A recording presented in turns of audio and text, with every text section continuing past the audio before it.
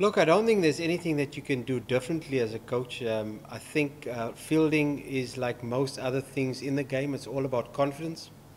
The more you talk about it, the more you focus on it, probably sometimes the harder it becomes. So, look, we're going to highlight some of our great fielding performances and focus on those and try and take the positives out of those performances and try not focus too much on the mistakes you're making. It's the more you focus on those mistakes, the harder it is to overcome them. So we've got to look at the good stuff we've done in the field. We've taken some great catches, had some good runouts, and we've got to focus on that and try and make sure we try and do that on a more consistent basis.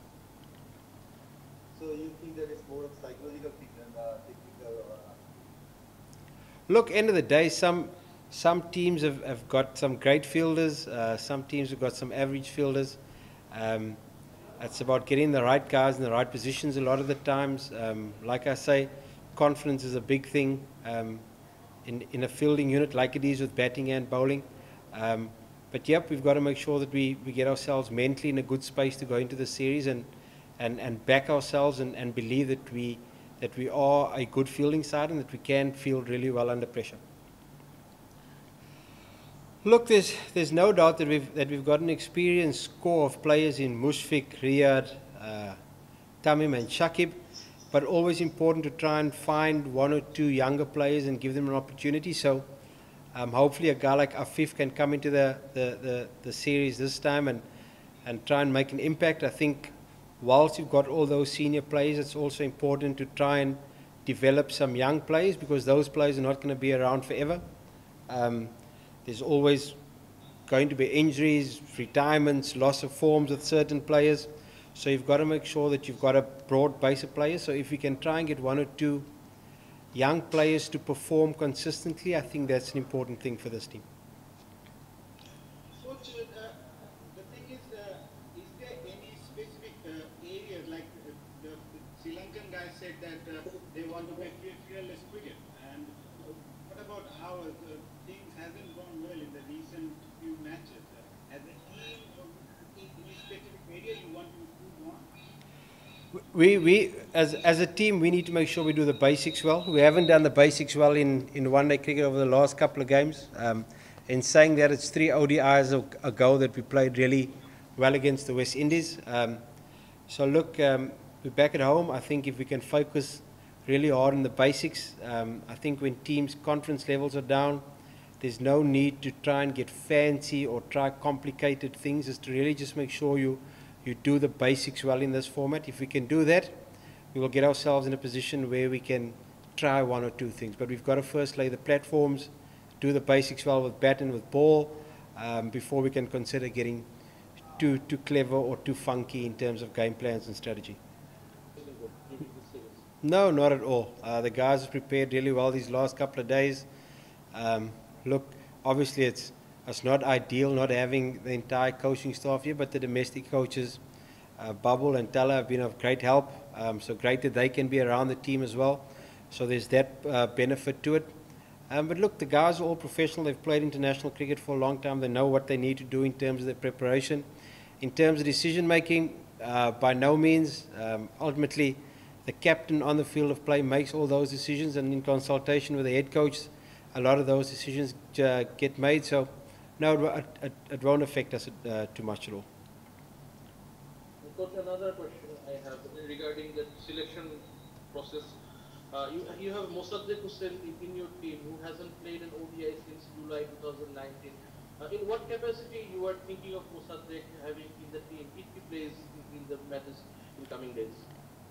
Well, I think we're trying to find somebody that can maybe slot into that number 7 role, a batter who can offer some spin bowling options, and there's obviously a couple of options available. There's Afif, there's Mossadegh.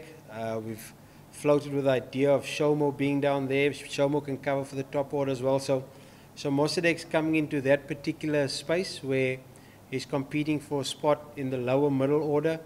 Someone that can finish games, good fielder, good package, can bat, can bowl. So we look at him in that particular role. Thank you. Thank you. Hi, Mohammed. How are you? Fine. Marcel, in the squad there are 3-4 all-rounders, especially in all-rounder. Do you have any plan to carry them till the World Cup? Can you repeat that question, please, again?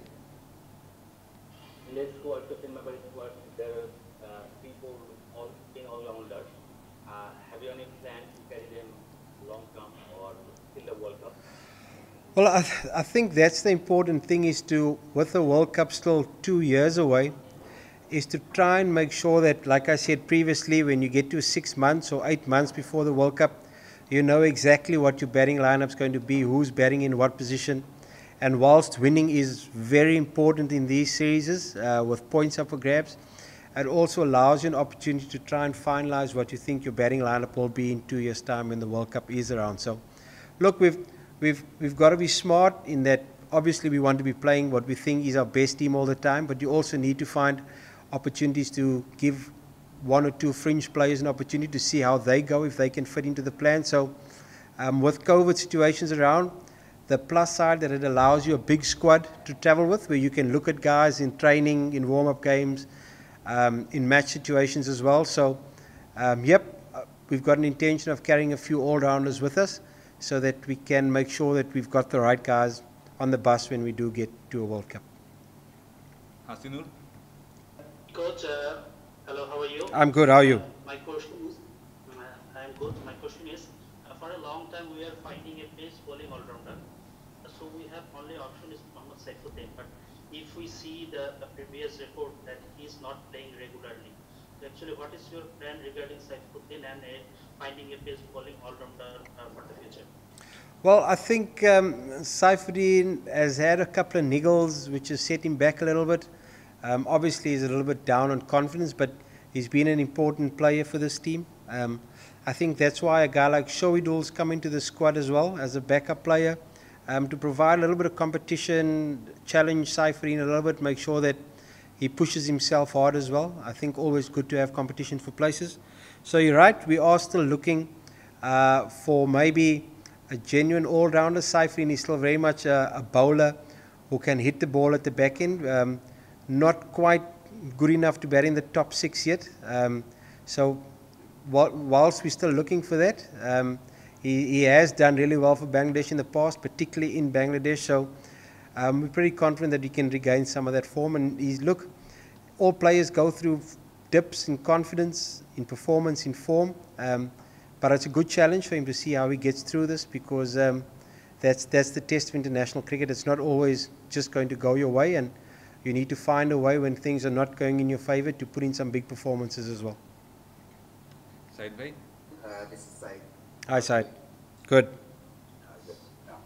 My question is, actually we all talk about the future of Bangladesh cricket, how you're preparing your team for 2023 World Cup. But at the same time, everyone wants results on the ground. Such as if you lose tomorrow, the whole hell will break on your end. So is it a dilemma for the selection, or your thought for the future? Yeah, it is tricky. Look, ultimately, winning right now is always important, but you've also got to have one eye on the future. And sometimes we need to be a little bit more aware of that, and not always just focus on the immediate, or sometimes we focus too much on the past. We've got to look forward as well. This is an important series, we know that, and points are up for grabs. So yeah, it's a balancing act, because performances now are very important, but also the development of the team going forward is equally as important, because who knows, maybe in 2 years' time you don't have Shakib or Tamim or Riyad or Mushfiq available, and you've got to make sure that you've developed some other players who can step into those type of players' boots. So yep, we've got to be careful about how we manage that process.